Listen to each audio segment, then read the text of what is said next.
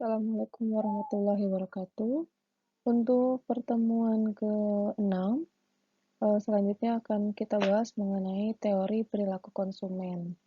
Teori perilaku konsumen ini menjelaskan mengenai seorang konsumen melakukan konsumsi terhadap satu jenis barang atau lebih dari satu jenis barang yang kemudian akan memperoleh kepuasan setelah mengkonsumsi barang tersebut. Oke. Ini ada yang disebut juga nilai guna. Nilai guna itu adalah nilai kegunaan dari produk, barang, atau jasa yang dikonsumsi oleh konsumen. Selanjutnya, di nilai guna itu ada beberapa jenis atau ada beberapa konsep. Yang pertama yaitu nilai guna form utility atau nilai guna bentuk.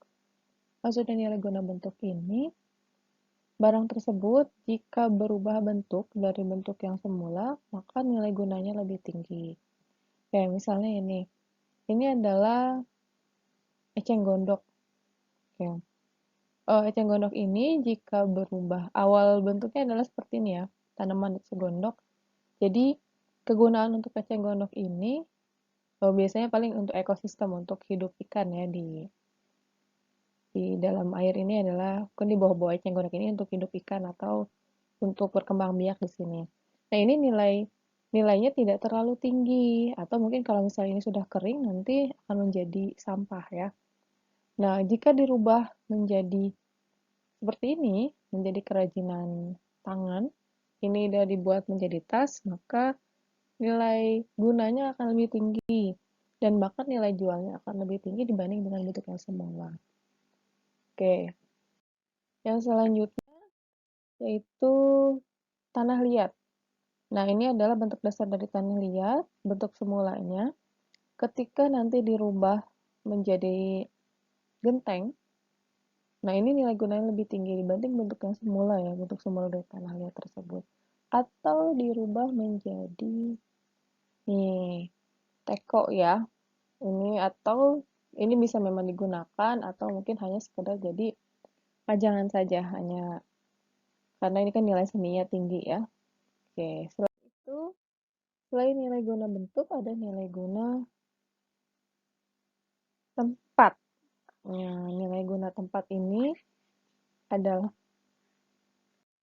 ini nilai guna tempat.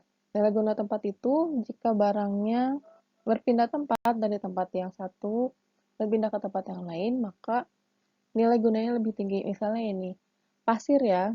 Yang di sini adalah barangnya pasir. Pasir ini kan tempat awalnya ada di dalam sungai. Nah, awalnya di dalam sungai, ini nilai gunanya lebih tinggi jika pindah tempatnya ke material. Nah, di material ini pasti nilai jualnya lebih tinggi dibanding dari tadi ya, tempat yang semula tadi yang di dalam sungai ya. Ini kan kalau satu truk aja kan bisa, mungkin sekarang udah 3 jutaan ya satu truk. Selanjutnya, nih ini kapal laut ya. Ini kan tempatnya lebih berguna kalau dia memang ada di laut. Kalau nggak ada di laut kan nggak berguna juga ya. Oke, selanjutnya time. Time utility ini, barang ini lebih berguna jika pada waktu tertentu. Jadi kalau pada waktu yang lain mungkin tidak akan berguna. Contoh barangnya adalah ini, fokus ke payung ya. Ini barangnya adalah payung. Nah, payung ini lebih berguna jika digunakan pada saat musim hujan saja. Kalau musim kemarau berguna, cuma jarang yang pakai musim kemarau. Lebih banyaknya digunakan di musim hujan. Selanjutnya, jas hujan. Jas hujan ini pun lebih sangat berguna kalau dipakai pas musim hujan. Oke, selanjutnya adalah ownership. Ownership ini adalah kepemilikan. Jadi, barang ini lebih berguna, mungkin kalau bukan dimiliki sama kita, tapi dimiliki oleh orang lain, itu lebih berguna. Barangnya apa? Cangkul. Nah, kita kan nggak mungkin ke kampus bawa-bawa cangkul ya. Makanya lebih berguna kalau dipakai oleh petani. Selain itu, nah traktor juga. Ini juga lebih berguna kalau digunakan oleh petani. Selanjutnya, ini ada utility. Ya, jadi di utility itu ada secara kardinal Secara kardinal itu artinya yang bisa dinyatakan oleh angka-angka atau yang bisa dihitung. Oke, ini misalnya kita mengkonsumsi satu jenis barang. Oke, misalnya hari Minggu, waktu sebelum lockdown, biasanya kita suka lari di stadion ya, atau mungkin di Karangpawitan atau dimanapun itu. Misalnya kita habis keliling, lari keliling 7 keliling, 7 putaran ya, misalnya. Kemudian yang paling dibutuhkan setelah kita lari pasti adalah air minum. Nah, misalnya kita konsumsi sekarang adalah produknya satu, yaitu air minum saja. Air minumnya misalnya dingin banget habis lari. Nah, kalau misalnya kita kasih nilai, jadi kalau secara kardinal itu artinya kalau kita mengkonsumsi barang, kalau kita berikan nilai antara 1 sampai 100, masa kita kasih nilai berapa? Oke, misalnya. Ketika kita belum berkonsumsi, berarti belum ada total kepuasan. Total utility itu adalah total kepuasan ketika kita mengkonsumsi satu unit produk. Ketika kita belum mengkonsumsi, berarti jumlah total kepuasannya pasti 0 atau tidak ada. Kemudian kita minum nih, langsung 1 gelas. 1 gelas kita minum, misalnya nilainya adalah yang kita berikan adalah 20. Ya, selanjutnya kita 2 gelas. Pasti naik dong puasannya, nambah lagi misalnya naik ke 38. Nambah 3 gelas, 53. Nambah 4 gelas, 63. Nambah 5 gelas, 71. Oke, ketika kita mengkonsumsi produk, apakah akan terus-terusan bertambah atau mungkin berkurang? Oke. Pada kenyataannya ketika kita mengkonsumsi produk pasti ada batasannya. Nah, maka ketika kita mengkonsumsi terus, belum tentu nilainya akan semakin naik karena apa? Ada batasan tadi. Misalnya, kita tambahin lagi jadi 6. Nah, ketika jadi 6, nggak nambah. Nggak nambah jumlahnya. Karena apa? Tadi 5 saja kita sudah, bayangin aja minum 5 gelas air mineral ya. 1 gelas, 2 gelas, 3 gelas, 4 gelas, 5 gelas. Kemudian tambah lagi 6. Apalagi ditambahin jadi 7. Pasti turun. Tambah lagi ke 8. Wah. Nah, itu maksudnya. Jadi ketika nanti kita tambah-tambah terus, bukan berarti tambah naik. Jadi pada titik tertentu, pasti kita akan kekenyangan. Jadi kalau udah gini mungkin bukan kekenyangan lagi ya, mungkin bisa juga keluar lagi. Oke, selanjutnya ini ada marginal utility. Marginal utility adalah tambahan kepuasan ketika kita mengkonsumsi produk. Jadi dari yang tidak kita berkonsumsi, dari 0, kemudian mengkonsumsi jadi 1, misalnya dari 0 ke 1, nah itu berarti dari 0 ke 20. Nah, ini cara mencari nilai marginal utility itu atau tambahan kepuasan itu dengan cara perubahan dari total utility dibagi perubahan dari Q. Jadi 0 ke 20, 20 kan, karena di sini perubahan Q-nya semuanya 1, 0 ke 1, 1 ke 2, 2 ke 3, 3 ke 4, ini semua penambahannya 1. Maka di sini pembaginya adalah semuanya 1. Jadi kita cukup melihat perubahan total utility-nya saja. Jadi 0 ke 20, 20. 20 ke 38, 18. 38 ke 53, 15. 53 ke 63, 10. 8. Kemudian 71 ke 71, 0. 71 ke 70 minus 1. Dan 70 ke 65 minus 5. Nah, ini maka semakin lama itu kalau kita berkonsumsi, berarti maksimal konsumsi kita adalah sebenarnya di 5 atau 6. Ya, kalau di sini air mineral berarti 5 dan 6 gelas air mineral. Kalau ditambah bukan semakin naik, maka semakin turun. Dan marginalnya pun nanti nilainya akan menjadi negatif. Oke, ini ya. Ini adalah maksimumnya. Oke, selanjutnya, kalau kita buatin kurva, maka kurva kurang lebih adalah seperti ini. Ini total utility. Jadi di sini adalah maksimumnya 5 dengan 6. Itu adalah 5 dengan 6, berarti ini adalah 71 ya paling tinggi. Oke, kemudian pada saat total utility maksimum, maka marginal utility-nya tadi 0. Gitu. Jadi 71 ke 71 adalah 0. Selanjutnya, kalau kita mengkonsumsi lebih dari satu jenis produk, tadi kan kita cuma minum.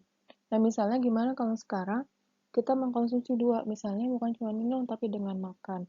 Oke, kalau pagi-pagi biasanya paling Misalnya konsumsi kita dengan gorengan. Nah, tadi kan air mineral ya.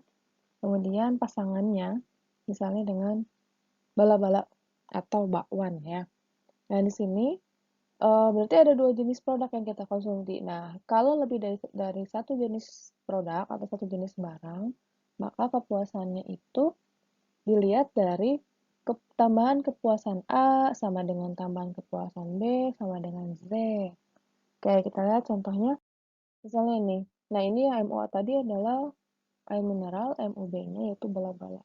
Nah, sekarang kita cari nilai mana yang sama di antara marginal ini. Maka nilai yang sama itu berarti 15 dengan 15. Artinya, kita puas itu jika mengkonsumsi 5, air mineralnya 3 dan bala-balanya adalah sebanyak 4. Itu puas. Kalau sini tidak ada harganya. Kalau ada harganya, berarti kita bagi dulu dengan harga masing-masing produk. Misalnya, harga bala-bala. Oke, di sini untuk yang lebih dari satu jenis barang, tadi air mineral dengan bala-bala. Misalnya di sini harga air mineralnya 3, harga bala-balanya 2. Maka kita bagi satu-satu, nilai marginalnya dibagi dengan harga barang masing-masing. Berarti 20 bagi 3, atau di sini 30 bagi 2 untuk bala-bala ya. Nah, ketika sudah dihitung, kemudian cari hasil yang angkanya sama.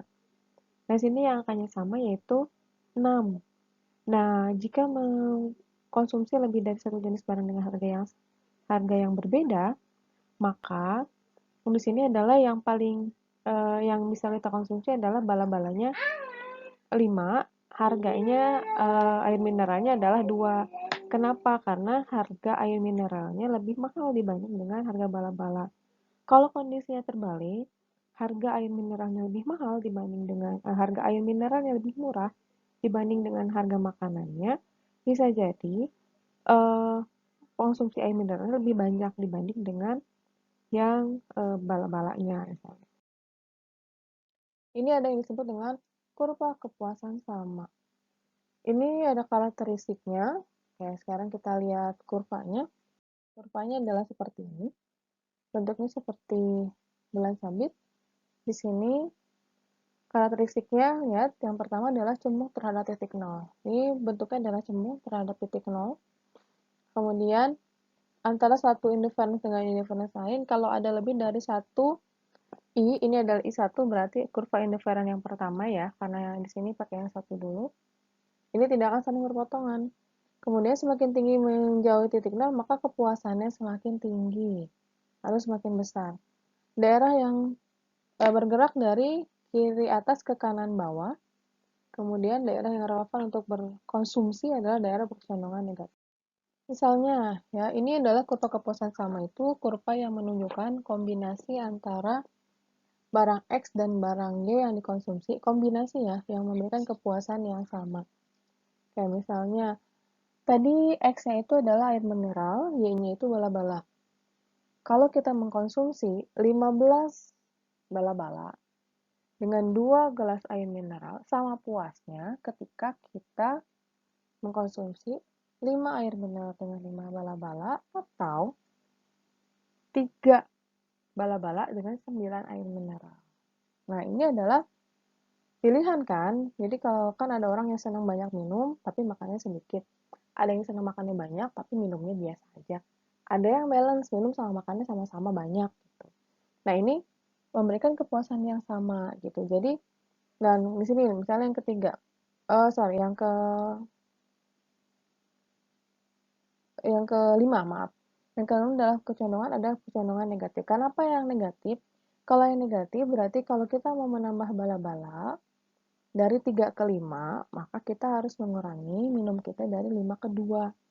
Tapi kalau di daerah yang positif tidak relevan itu, ini daerah negatif ya. Nah, ini daerah negatif.